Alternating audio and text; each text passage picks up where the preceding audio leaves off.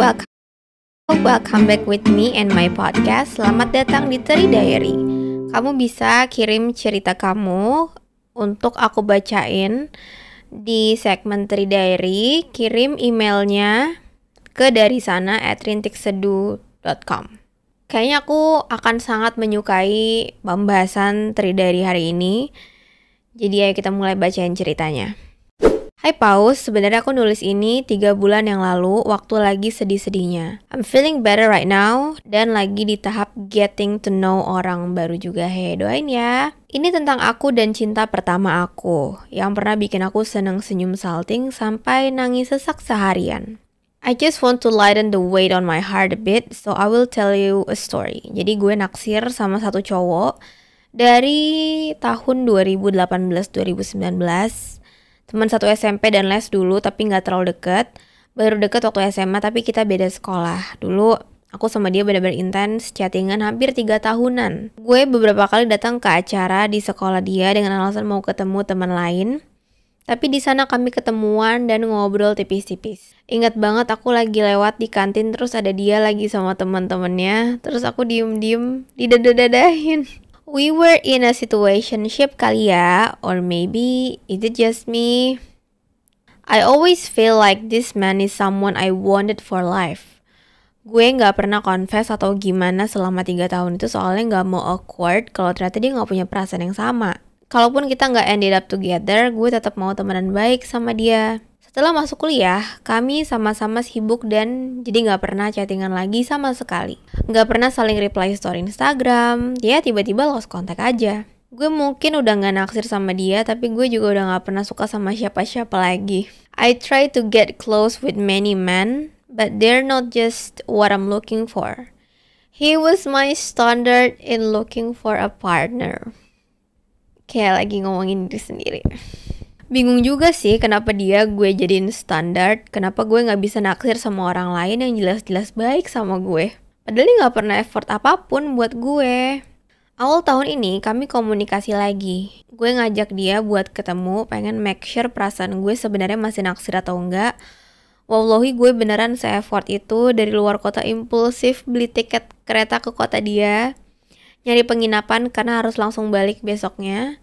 Sampai bohong dikit ke mama bilang mau ketemu teman SMA. Well, I did, tapi itu bukan tujuan utamanya. Haha. I did all of that dan dia nggak ada effort even buat milih tempat kami mau makan di mana. Bahkan jemput gue di hotel aja telat 1 jam karena katanya ketiduran padahal aku udah buru-buru. Haha. Tapi ternyata chat-chat dia, jalan bareng dia masih bikin gue berdebar kayak dulu. Tapi setelah itu tetap aja he is still who he was. He made no effort for me, replying my text in 12 hours, didn't try to elevate the conversation. Tadinya aku mikir, dia emang bukan tipe yapper alias ngomong seperlunya aja, gak bawel kayak aku. Jadi mungkin itu kenapa dia gak jago nyari topik. Tapi sebenarnya he never wants me kan? I was so dumb to still think about him, so I let him go once again and forever. Singkat, padat, and let go. First love. Aku juga first love jadi 3 buku mbak. First love tuh Jangan pernah terjebak sama first love. Jangan pernah merasa bertanggung jawab sama first love kita. Jangan pernah merasa bergantung. Jangan pernah merasa kayak gue merasa bersalah gak ya kalau gue jatuh cinta lagi setelah cinta pertama gue. Karena aku pernah ada di sana. Aku pernah ngerasa kayak ini kalau gue bikin buku lagi, gue dosa gak ya sama buku yang sebelumnya. Kayak gimana bisa kita ngerasa bersalah sama sesuatu yang bukan salah kita? Gimana caranya kita ngerasa bertanggung jawab sama sebuah cerita yang sebetulnya gak bener-bener ada? Aku tuh kalau ngomongin first love tuh aku emosional. Aku gak tahu, mungkin kalian juga udah enek ya. Aku yakin kalian juga udah muak banget dengernya. Kalian udah capek banget dengernya. Tapi it's just so exhausting. Pertanyaan si Teri satu ini tuh sama kayak pertanyaan aku. Kayak kenapa sih aku harus jadiin dia standar untuk mencari pasangan, mencari seorang partner, padahal dia nggak pernah jadi partner yang baik, mendekati pun aja enggak gitu. Kayak kenapa sih aku bisa membuat dia sebagai standar aku gitu? Aku juga nggak ngerti pada saat itu. Karena yang aku pahami juga, seiring waktu berjalan, seiring aku tambah dewasa juga adalah sudut pandang aku tentang cinta, tentang kasih sayang, tentang pasangan selalu berkembang, selalu tumbuh gitu point of view-nya. Ya, kayak kenapa pada saat itu aku nungguin dia bertahun-tahun?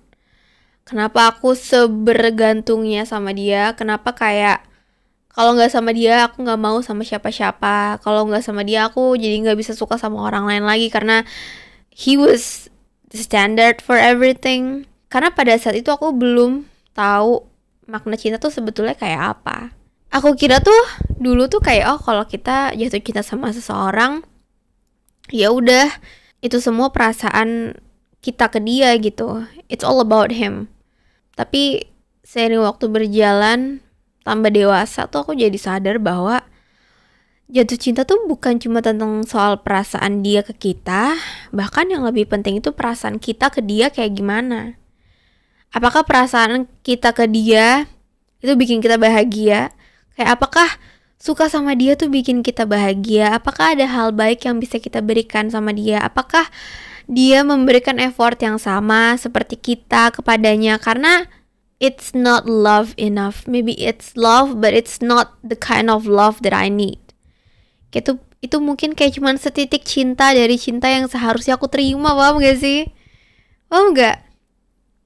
Kupikir kita akan lebih sering ketemu dengan cinta yang salah.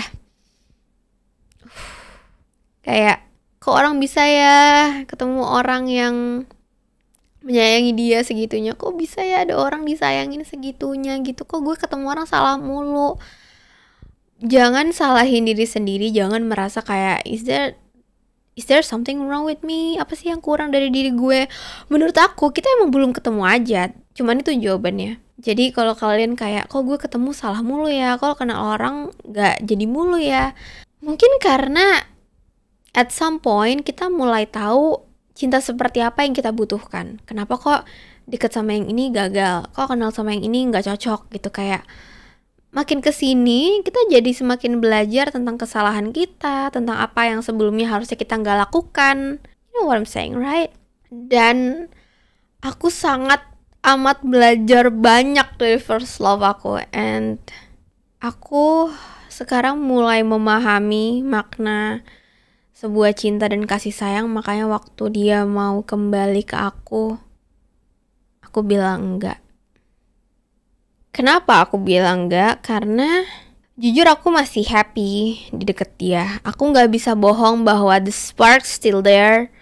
Masih ada cahaya-cahaya yang kayak, apakah ini sebuah harapan atau sebuah kesempatan, atau mungkin kayak sebuah rasa kangen yang akhirnya ketemu lagi terus ya udah. Tapi persis seperti yang ditulis Teri di email ini, he is still who he was. Dia masih dia yang sama, dia yang gak effort, dia yang bingung sama tujuannya, dia yang gak jelas sama aku, dia yang aku gak bisa sama dia. I just can't. Karena aku ngerasa aku udah berubah. Aku ngerasa kayak aku udah ini agak drama tapi kayak aku bilang gitu sama dia, aku tuh bukan dia yang dulu kamu kenal. Aku tuh sekarang udah punya tujuan dalam hidup aku. Aku punya prinsip bahwa kayak kalau kamu masih mau main-main, cuman mau gak jelas, bikin aku jadi bingung lagi, lebih baik kamu gak usah gangguin aku lagi. Lebih baik kamu gak perlu ada lagi di hidup aku. Kayak ya udah, kita cukup jadi orang yang saling follow di Instagram aja dan enggak lebih gitu. Ya karena menurut aku kita emang harus ngerasain dibuat acak-acakan sama kasih sayang dan cinta dari orang yang kita kira tepat sih. Jadi kalau kalian lagi terjebak sama kayak first love kalian, terus kalian jadi kayak, apakah gue mungkin bisa menemukan cinta yang lain? Mungkin, sangat amat mungkin. Walaupun nanti kalian akan ketemu orang yang unik-unik juga, tapi pasti ketemu orangnya. Aku tuh nggak pernah menyangkal balikan ya. Aku nggak pernah kayak say no to balikan gitu. Karena semua cerita tuh berhak dapat kesempatan untuk dibuat sequelnya. Untuk dibuat jadi jilid 2, jilid 3-nya kalau ceritanya setimpal gitu. Kalau cintanya emang layak untuk dilanjutin. Kalau tokohnya udah sama-sama kembali bertemu dengan versi terbaik mereka. Mereka kayak, oh dulu gue salahnya di sini, gue akan memperbaiki di buku yang ini. Tapi kalau nggak ada yang berubah, kalau cuman sebelah yang berubah, kalau cuman satu orang yang effort berusaha menulis cerita itu sendirian, ini tuh jadi kayak sepasang sepatu beda tipe, tau nggak? Yang kiri cats, yang kanan tuh sendal jepit. Bisa sih dipakai tapi nggak akan nyaman jalannya. Nggak cocok juga di tengah jalan tuh kayak bikin kita ngerasa aduh kenapa ya ini gue paksa pakai dari awal. Padahal gue tahu nggak imbang gitu, nggak cocok, nggak worthy, nggak balance. Kenapa sih harus gue paksa hanya karena gue khawatir gue nggak akan nemu yang lebih baik dari dia. Itu kan menurut aku alam semesta nggak bekerja dengan cara yang kayak gitu sih. Kalau kita berusaha jadi orang yang lebih baik, menjadi diri kita yang versi lebih baik, kita pasti akan ketemu dengan yang seimbang juga. Jadi jangan takut untuk meninggalkan sesuatu yang emang bukan buat kita. Peluk. Tapi dari topik-topik kayak gini, aku jadi sadar bahwa gila kita emang udah makin tua ya. Maksudnya kita udah makin melek banget sama hal-hal kayak gini. Ya, I think that's all. Mari kita usahakan partner yang sama-sama excited untuk nulis cerita bareng-bareng yang terus bersambung itu.